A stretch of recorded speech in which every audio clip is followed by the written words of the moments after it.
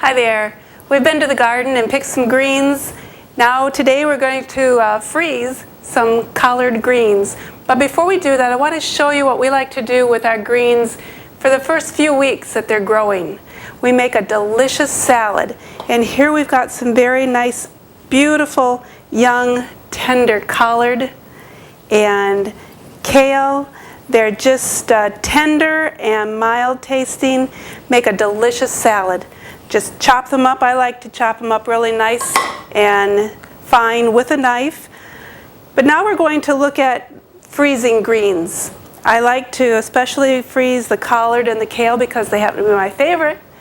Here I have a short pile of collard greens.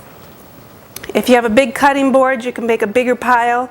But an easy way to do it is just to roll them into a tight log, have a good sharp chopping knife, and chop away.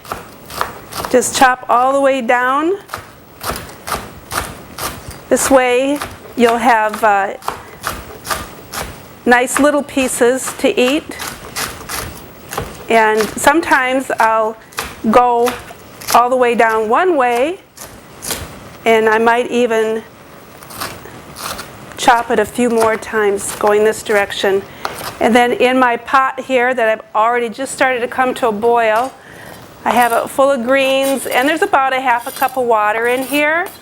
So you just put your greens in your pot, and they're going to cook for about a minute.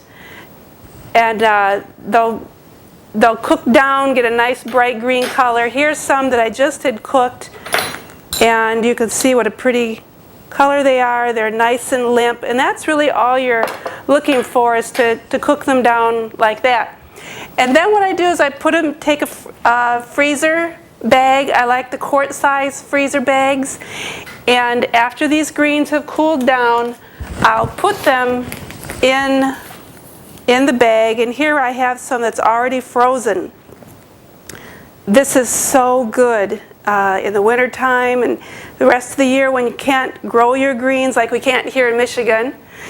Some parts of the country I know that you can, but here in Michigan we depend on greens either frozen, or sometimes I'll dry the greens and use them that way, or I'll can them. And that's all there is to it. It's a very simple process. You can see that these are already starting to shrink down. We had pretty much a full pot there, but by the time they're done cooking, there's probably not going to be more than a couple of cups at the most of the greens. I might mention that greens can be any size to do this with. You may have these nice, pretty big leaves, but you can also use these small, more tender leaves. They all work out perfect for freezing. Let's just see. This is almost done, and I would just let this cook for another, probably less than a minute, and it'll be all wilted and ready to cool down and then to freeze. I highly recommend this process of getting a good source of calcium for your body, for your bones, and a delicious way to enjoy your greens.